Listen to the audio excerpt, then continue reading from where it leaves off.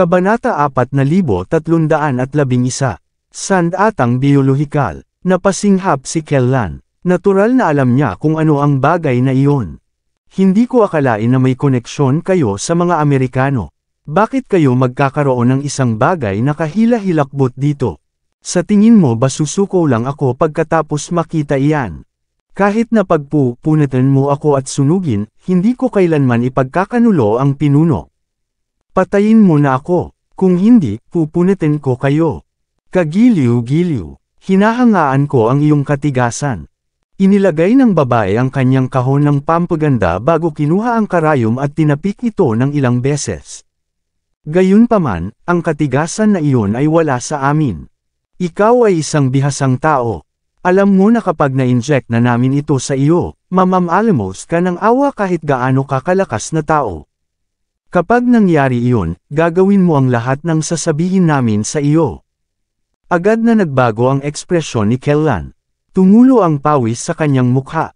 Matapos mabuhay sa ilalim ng lupa ng napakatagal, alam na alam niya kung ano ang nakalaan ng karayom. Ang sandatang biolohikal ng Amerika ay pinagsama sa frontier possession technique. Kapag na-inject na ang likido, ang lahat ng lakas ng loob ng isang tao ay mawawala ng tuluyan. Kinagat ni Kellan ang kanyang ngipin habang nakatitig sa sandata, kayo na mga walang hiya. Ngumiti lang ang babae bilang tugon. Hanggat mapahina natin ang 6 na nakatagong pamilya hanggat mapatay natin si Quill, ang pinuno ng sangay ng Heaven's Gate. Kaya ano kung gumagawa kami ng mga bagay na medyo walang hiya? Si Kyrie ang nagpalayas sa inyo. Sigaw ni Kellan. Nababaliw ka dahil sumasalungat ka sa pinuno ng sangay. Sige, sirain niyo si Kyrie kung kailangan niyo. Tumawa ng malakas ang babae. Nako, Kellan, talaga bang iniisip mo na kasing tanga kami tulad mo? Target namin ang 6 na nakatagong pamilya mula pa sa simula. Si Kyrie ay sumalungat sa amin dahil sa purong pagkakataon. Sinabi na, ang galit namin sa mga nakatagong pamilya ay hindi kailanman matatapos. Mayroon silang isang bagay na gusto namin pagkatapos ng lahat. Kaya gusto ni Mr. Faceless na salakayin namin sila. Napakaswerte mo lang na nakasalubong mo kami dito. Bumantong hininga ang babae. 3 taon, pagkatapos ay 3 taon pagkatapos noon. 6 na taon na. Dapat nang patay ang mga nakatagong pamilya, 6 na taon na ang nakakalipas. Dapat nang nakuha ni Mr. Faceless ang mga sikreto ng mga pamilya. Dapat na mayroon na siya ng paraan ng walang hanggang buhay. Dahil sa inyo kaya nag-aksaya ng napakaraming oras si Mr. Faceless. Sinabi na, walang makakapigil sa kanya ngayon na bumalik siya. Pwe, dumura si Kellan sa lupa. Sa tingin mo ba mayroon siyang ganoong bagay? May mata ang Diyos. Hindi ako sapat na malakas noon. Pinatay ko na sana siya kung hindi lang ganoon ang sitwasyon. Ang babae ay ngumiti. Ang mga tao tulad mo ay hindi kailanman makakapag-isip kung ano ang inihanda ni Ginoong Faceless. Gusto mong labanan ang isang tao tulad niya. Gaano ka kawalang muwang? Dapat ka na lang sumuko ngayon. Ang pakikibaka ay walang silbi sa iyo, sa anumang kaso. Magkakaroon ka ng mga tao na sama-sama sa iyo sa lalong madaling panahon. Si Kyrie at ang iba ay luluhod. Umupo ang babae, handang i-inject si Kellan ng karayom. Subukan mo ako. Nagbago ang ekspresyon ni Kellan.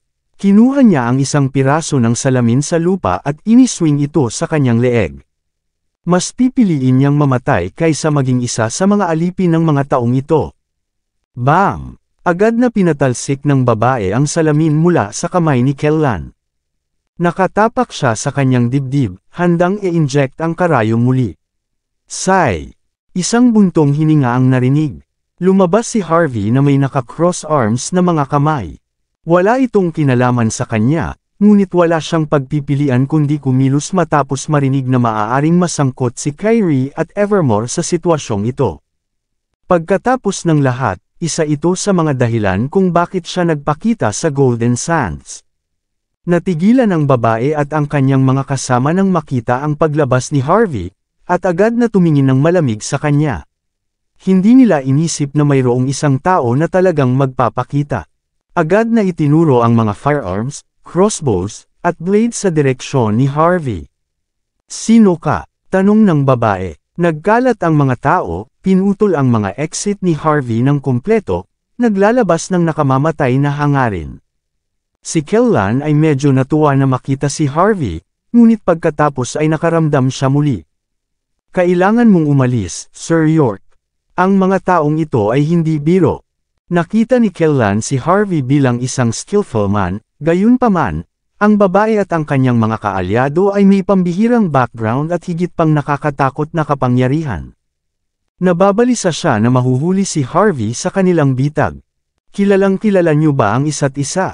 Napatingin ang babae kay Harvey bago ngumiti. "Hindi masama. Hindi namin natagpuan ang pagkakataon para gawing halimbawa ka, ngunit papatayin ka namin dito mismo dahil nagpakita ka." Sinuri ni Harvey ang babae bago tumingin sa kanya na may kakaibang ekspresyon. "Bakit ka pa nabubuhay kahit na ang iyong mga mahihinang bahagi ay nakasarado?" Agad na nagbago ang ekspresyon ng babae. "Paano mo nalaman iyon?" Hindi siya pinansin ni Harvey. Huminga siya ng malalim at tumango. "Nakuha ko na. Ang taong gumawa niyan sa iyo ay magbibigay sa iyo ng antidote paminsan-minsan, pinapanatili kang buhay sa loob ng 1 buwan o higit pa. Ngunit kung hindi ka makakuha ng antidote sa oras, mamamatay ka. Ang lahat ng balat mula sa iyong katawan ay aalisin sa iyo. Ito ay magiging labis na miserable, upang masabi ang kaunti. Sinasabi na, ang antidote ay pansamantala lamang ang problema. Hindi ka lamang makakapagpataas ng iyong martial arts strength dahil ang iyong mga mahihinang bahagi ay ganap na nakasarado, ngunit unti-unti kang magiging mahina. Magiging pilay kapag katapos ng 3 hanggang 5 taon. Tumingin si Harvey, at ngumiti. "Ang iba sa inyo ay hindi naiiba." Tumingin ang babae at ang kanyang mga kasama kay Harvey na may pagkabigla. Maliwanag na hindi ordinaryong tao si Harvey na makapagpahayag ng ganitong bagay sa isang sulyap lamang. Ang sining ng pagpatay ay kakaiba, ngunit ito ay parang laro ng bata para sa akin. Si Harvey ay kalmado tulad ng dati. Maaari kong ayusin ito sa loob ng 3 minuto. Humaplos ang babae, pagkatapos ay itinapon kay Harvey ang isang mapaghusgang tingin. "Kaya gusto mong ipaalam sa amin na hayaan kayong dalawa ni Kellan na umalis kapalit ng pagtulong sa amin, tama?" Nakangiting sabi niya. Kalmado lang na tumango si Harvey. Ayaw niyang makipaglaban kung maiiwasan ito. Pagkatapos ng lahat, masama kung papatayin niya ang mga taong kasangkot sa Evermore. Paano siya makakakuha ng impormasyon mula sa mga taong iyon? Napakaakit ng alok, ngunit natatakot akong tanggihan ito. Ngunit sinabi ng babae nang umingiti ng kalmado. "Ibig kong sabihin, gagawing mabilis ang iyong kamatayan dahil ikaw ay ganito kabait." Pinagmasdan ni Harvey ng mabuti ang babae. Inaasahan niyang agad siyang papayag sa alok. Kahit na may malalim siyang galit kay Kellan, wala ito sa kanyang sariling buhay. Ngunit dahil sa matinding pagtanggi niya, maliwanag na hindi siya pinilit sa sitwasyon. Kusang loob niyang dinala ito sa kanyang sarili. Ang taong nagtakip ng mga mahihinang punto ay tiyak na sobrang lakas na sila ay nagpasakop sa kawalang pag-asa. Kung hindi, hindi sila magiging masunurin sa simula. Sa madaling salita, makakaligtas pa sila kahit na ang kanilang mga mahihinang punto ay nakatikip. Ngunit tiyak na mamamatay sila kung aalisin ang mga takip. Ang kabaitan ni Harvey ay walang kahulugan sa kanila. Pumulandat siya sa isang buntong hininga matapos niyang mapagtanto ang katotohanan iyon. "Ayaw kong gumawa ng kahit ano sa inyo, sayang. Sinasabi ko ang parehong bagay," sabi ng babae. Tumawa siya, nahuhumaling. "Maaari mo sanang itago ang iyong sarili. Walang sino man ang makakaalam na nandito ka. Ngunit dahil lumabas ka sa iyong sariling gusto, walang dapat sisihin kundi ang iyong sarili. Mayroon ka bang huling salita? Marahil ay maaari kong dalhin ang iyong pamilya kasama mo." Inalis ng babae ang safety lock ng kanyang baril. Ang kanyang mga kasama ay humakbang pasulong, may hawak na baril, at may mga malalamig na ekspresyon. Si Harvey ay bumantong hininga at humakbang din pasulong.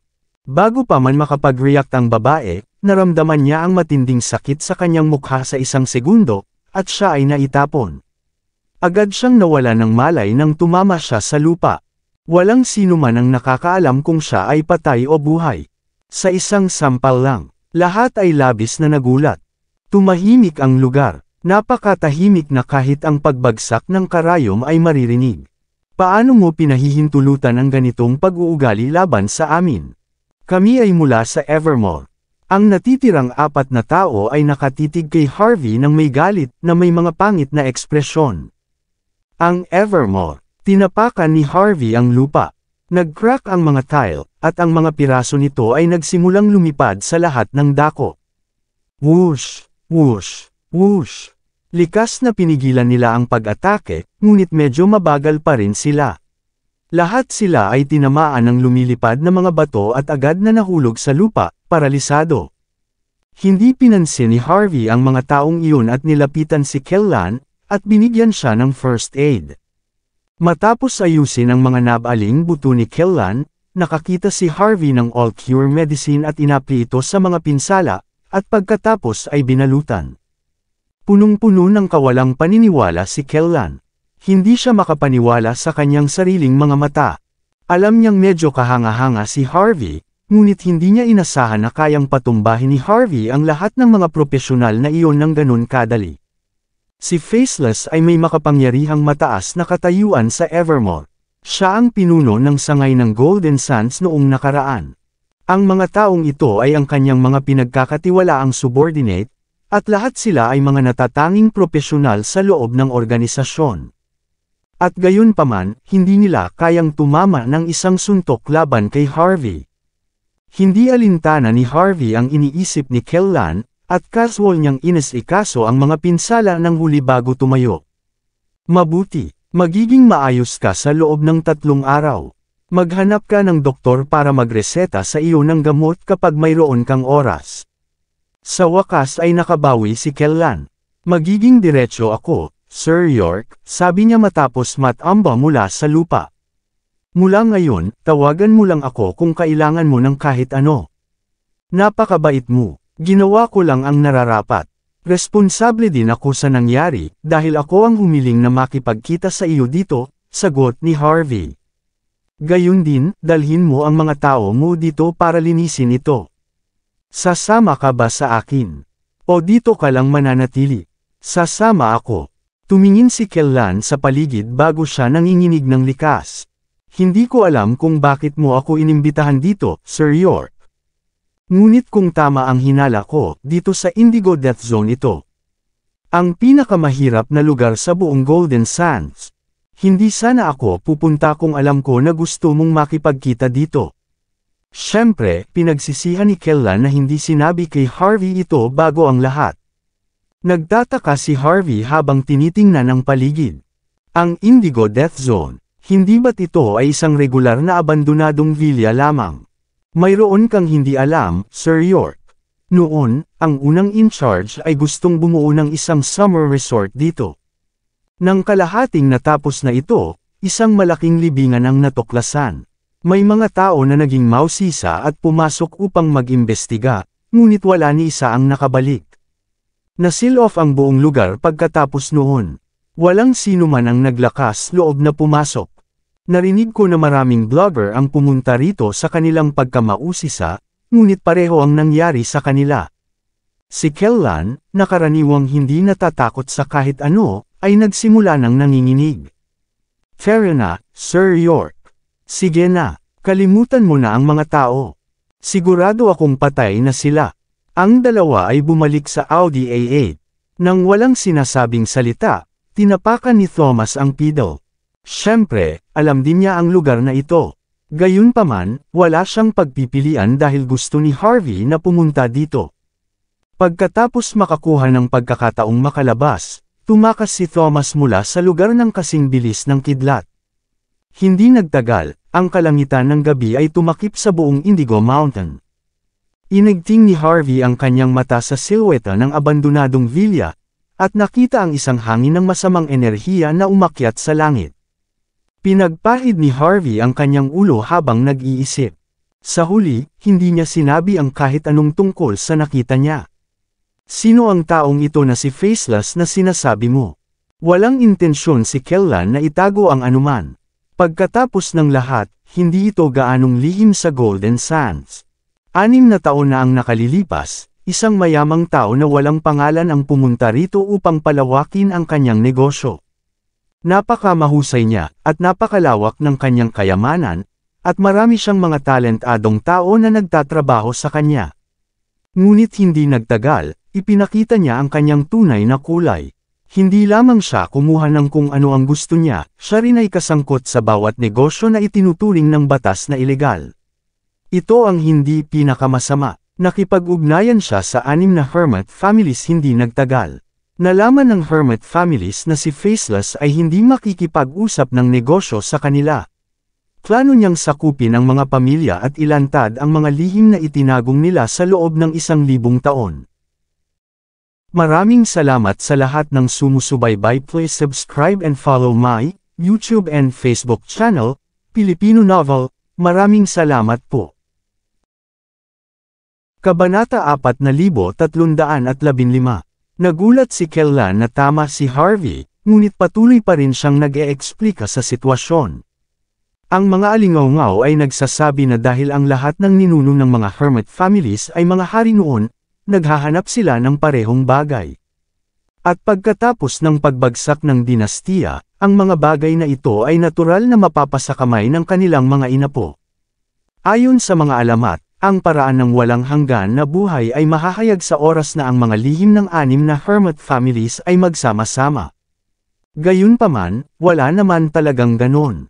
Ayon sa alam ko, ang kanilang tinatawag na mga lihim ay mga bagay na may kaugnayan sa pamana ng kanilang mga pamilya. Para sa mga sinaunang pamilya, ang mga lihim na ganito ay hindi maaaring ilabas. Matapos malaman ang tunay na layunin ni Faceless, sa ilalim ng pamumuno ni Kyrie, nagkaisa ang 6 na hermit families upang atakihin siya. Si Faceless ay naging isang bilanggo mula sa isang bayani sa loob lamang ng isang araw. Marami siyang nawalang mga tao. Sinasabi na sa oras na siya ay ipinadala sa bilangguan, ang sasakyan na sinasakyan niya ay nanakaw. Sa sandaling iyon, napagtanto naming nagmula siya sa Evermore. Nanginginig si Kellan. Naturally, alam niya kung gaano katakot ang organisasyong iyon. Naiintindihan ko na ang mga pamilya ay makikipaglaban sa isang karaniwang kaaway, ngunit bakit si Kyrie? Nagtanong si Harvey na puno ng kuryosidad. Sa pagsasalita, malas si Faceless. Mayroon siyang anak na interesado kay Kyrie. Ang anak na iyon ay gustong sakupin siya. Hindi man lang ininda ni Kyrie siya, ngunit sobrang nagalit siya kaya nagkaisa ang mga hermit families. Nanginginig ang mga mata ni Harvey. Alam niya na ang Poison Fairy mismo ay hindi ordinaryong babae, ngunit ito ay talagang kahanga-hanga. Tiwasay na may kamatayan si Faceless para sa pagkakaroon ng mga malaswang ideya tungkol kay Kyrie. Sa nakalipas na 6 na taon, patuloy na nagkalat ang mga hermit families ng balita sa pamamagitan ng kanilang mga pinagmulan, sinasabi na wala silang mayroon na nais ni Faceless. Hindi tumugon ang Evermore doon. Akala namin ay lumipas na ang buong bagay. Ngunit bumalik siya. Mapait na tumawa si Kellan. Hindi na nagpadala ang Evermore ng bagong tao sa amin. Gusto nilang bumangon si Faceless mula sa kanyang pagkakahulog.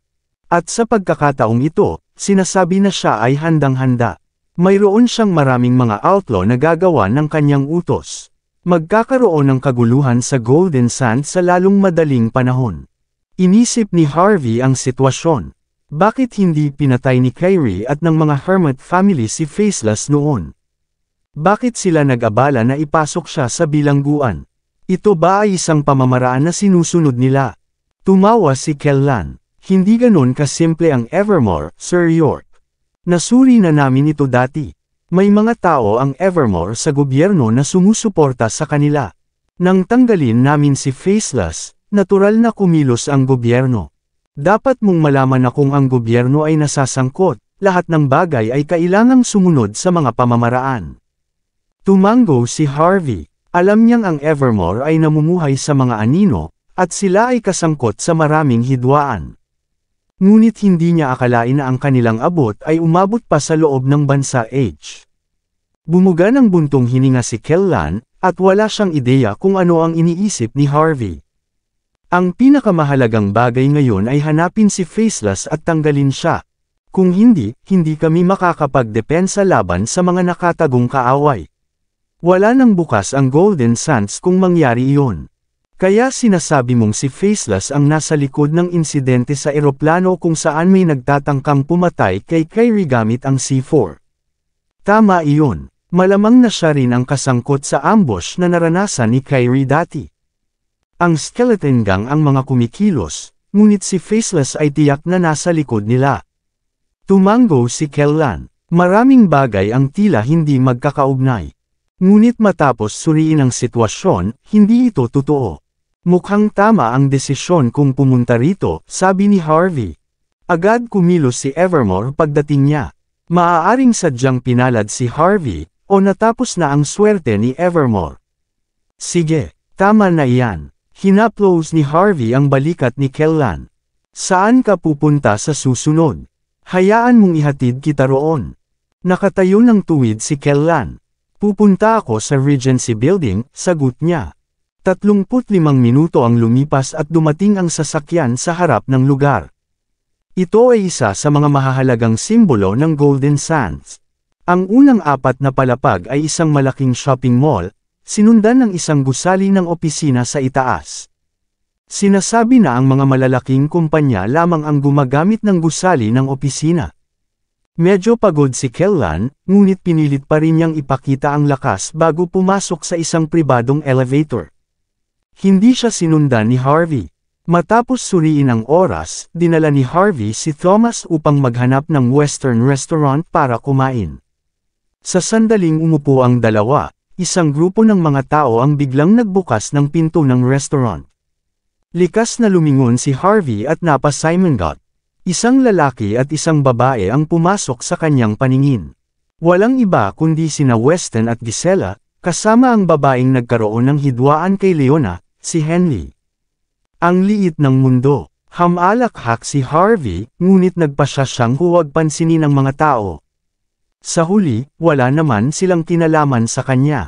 Hindi rin nakita ni na Weston at ang iba pa si Harvey, at casual nilang kinain ang pinakamalaking mesa na nandoon.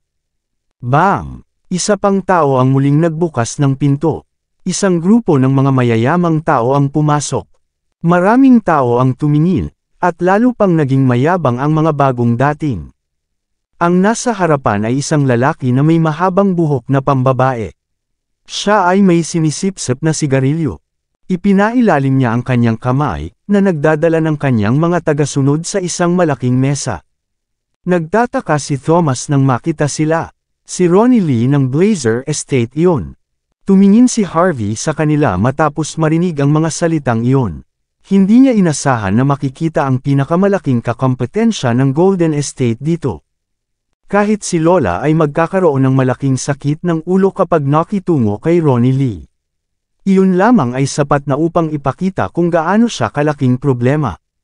Nang makita ang grupo ng mga tao, lahat ng mga waiter ay tumakbo, na puno ng takot at paggalang sa kanilang mga mukha.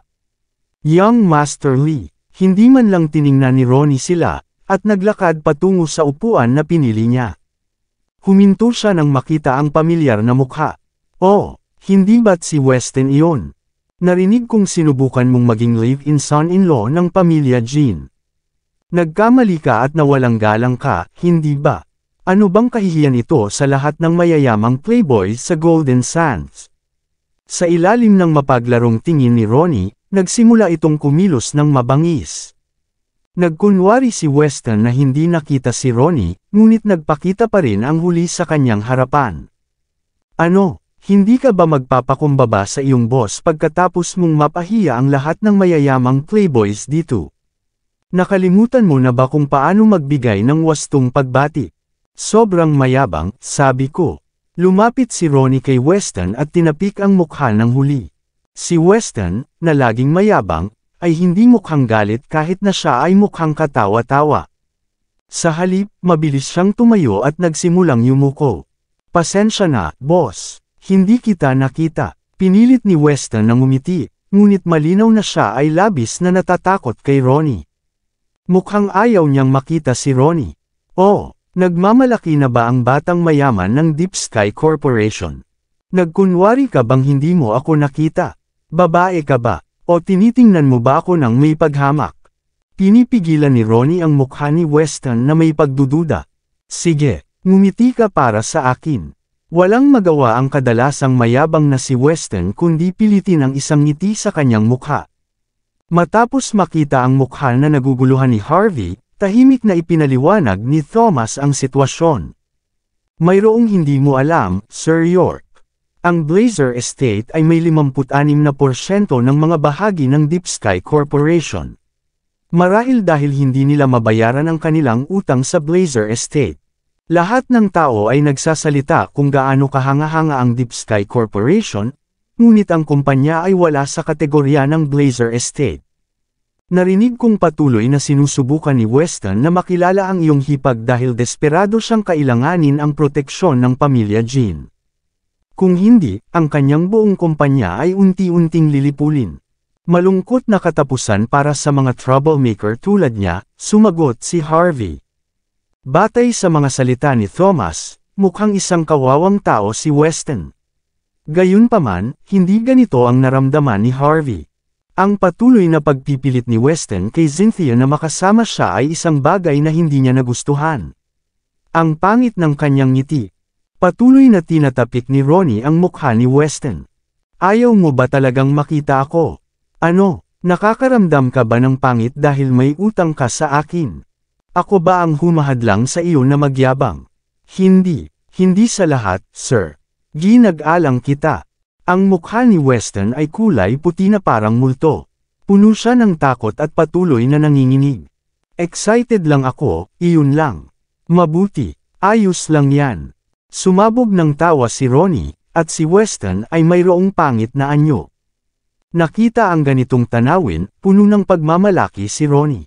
Sa lahat, ano ang silbi ng pagyurak sa isang ordinaryong tao?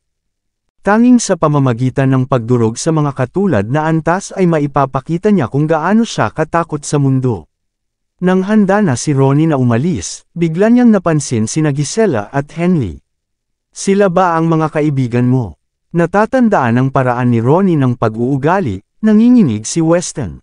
Ito ang aking kasintahan na si Henley Johnson. At ito ang aking kapatid, si Gisela. Tumingin sina Henley at Gisela sa isa't isa bago tumayo. Hello, young Master Lee. Hindi masama sa lahat, mayroon tayong magagandang babae dito.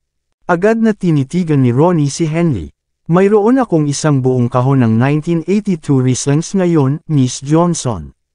Bakit hindi tayo magsaya sa pagtikim ng lahat ng alak na iyon ng magkasama? Tama, nakalimutan kong sabihin sa iyo. Ayaw kong mayroong mga taong hindi nagrerespeto sa akin.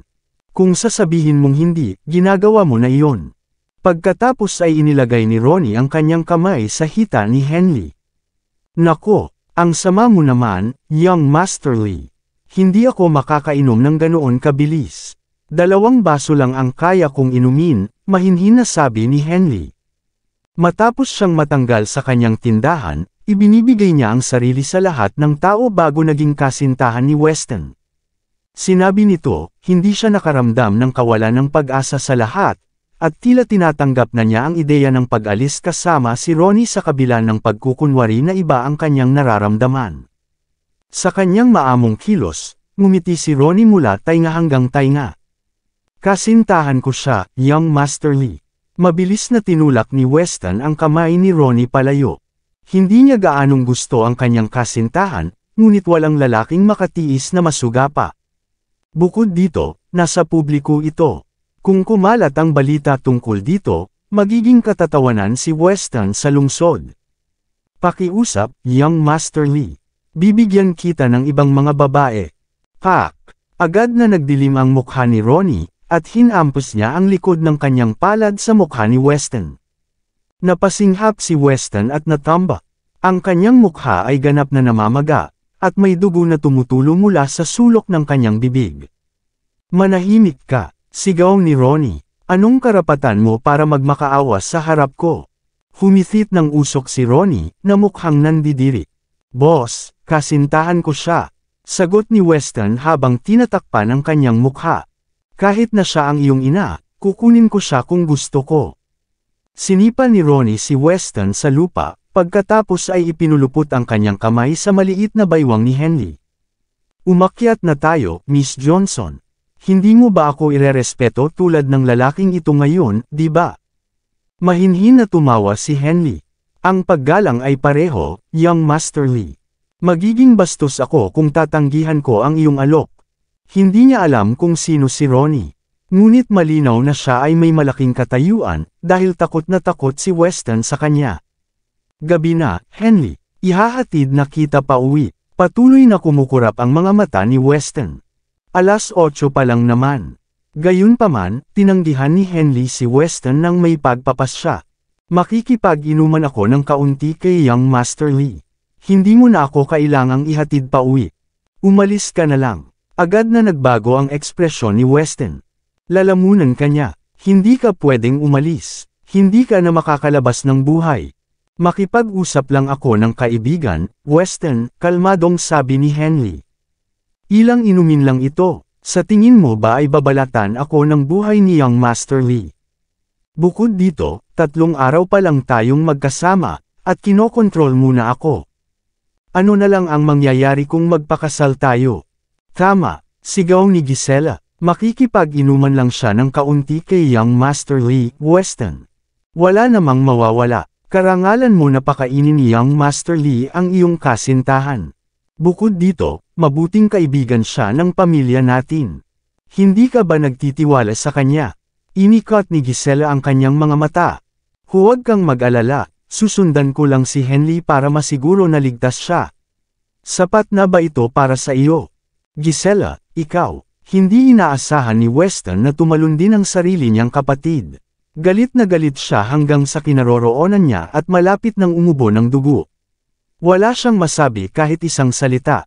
Matalino, talagang matalino. Humagalpak ng tawa si Ronnie. Hindi lang talaga maganda ang kapatid mo, matalino pa. How about this? Dapat sumama ka sa akin. Naningkit ang mga mata ni Gisela.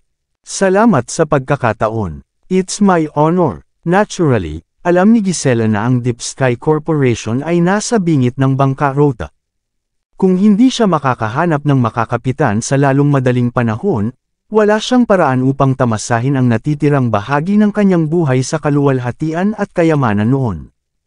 Matapos makita ang nakakakilabot na mukha ni Weston, humagalpak ng tawa si Ronnie at inakbayan ang 2 babae. Tara, kung napasaya niyo akong 2, gagawin ko kayong 2 kong mga jowa. Kayong 2 ay makakakuha ng $150,000 bawat buwan.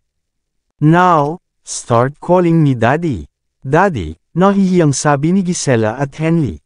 Alam na ni Gisela kung gaano kalakas si Ronnie. Samantala, nakuha ni Henley ang impresyon na mas malakas siya kumpara kay Weston.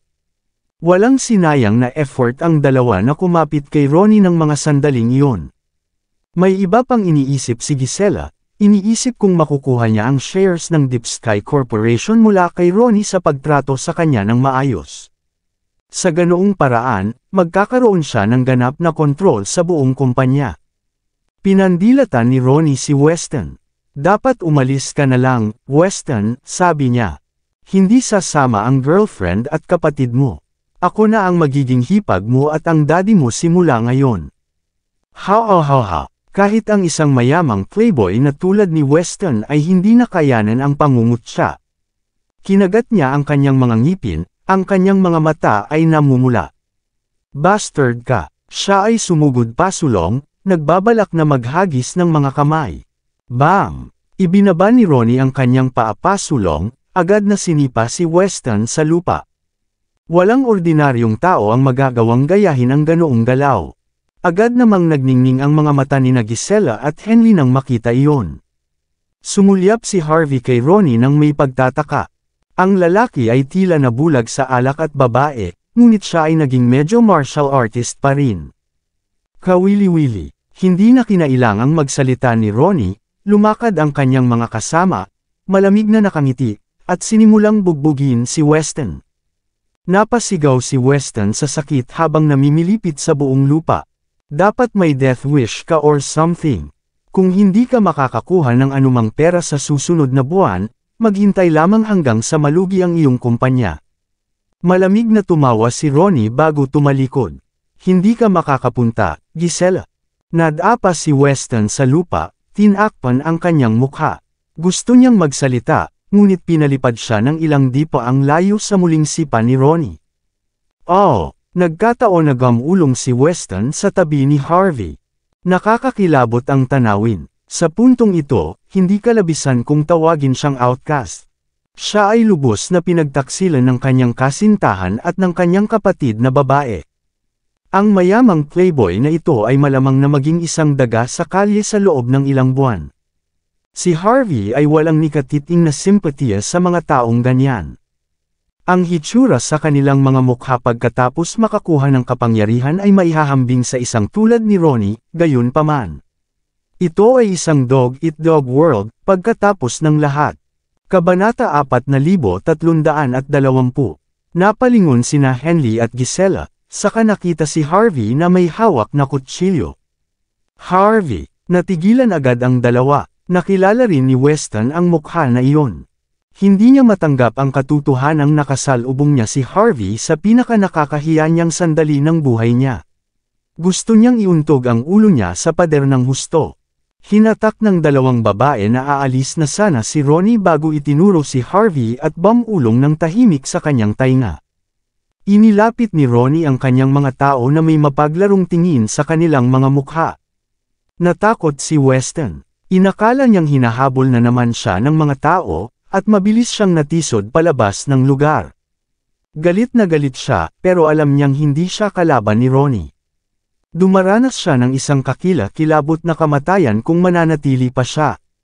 Bang! Sakto habang naghahanda si Harvey sa paghiwa ng kanyang steak, agad na sinipan ni Ronnie ang isang upuan sa kanya.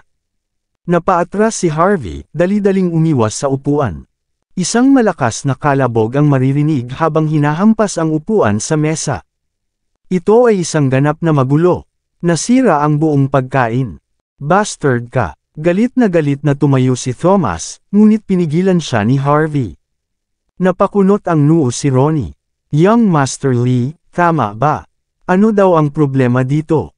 Kinurot ni Ronnie ang kanyang tabako, at bumuga ng usok na may mahinang ngiti.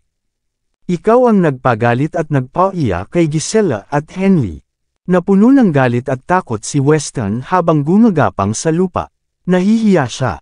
Walang kinalaman sa akin ang pagpapakitang gilas mo at pagtapak ng buo kay Weston, sagot ni Harvey. Ngunit kung paglaruan mo ako, sa palagay ko ay hindi ka sapat para doon. Tumawa si Ronnie, na may kakaibang ekspresyon sa mukha. Maraming taon na ang nakalipas mula noong ako ay nasa lungsod na ito. Lahat ng mga nangungunang pamilya dito ay tinatrato ako ng may paggalang. Paanong hindi ka natatakot magpakita sa harapan ko? Kumunot ang noo ni Harvey. Mukhang may death wish kapag katapos. Ang mga kasama ni Ronnie, ay galit, ay naghiyawan na walang pigil na pagkahumaling. Gusto mo na bang mamatay, bastard ka? May ideya ka ba kung sino ang kausap mo? Ito si Ronnie Lee ng Blazer Estate. Walang sino man sa Golden Sands ang kumakausap sa kanya ng ganyan. Itatapon ka namin sa mga mapahamak na mga isda kung patuloy kang magpapakitang gilas. Kalmadong iwinagayway ni Ronnie ang kanyang kamay para pigilan ang kanyang mga kasama. You're pretty cocky, kid. Narinig ko rin na tinapakan mo si Weston noon. I admire you. Sabi niya sabay ngiti ng malapad. Bibigyan kita ng pagkakataon. Lumuhad at magalang na humingi ng tawad sa magagandang babae dito, at magbayad ng $1.5 milyong, pagkatapos ay baliin ang isang braso mo.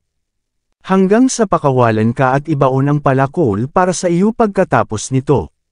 Pero kung hindi mo gagawin ang sinabi ko, ginagarantiya kung hindi mo na muling makikita ang liwanag ng araw.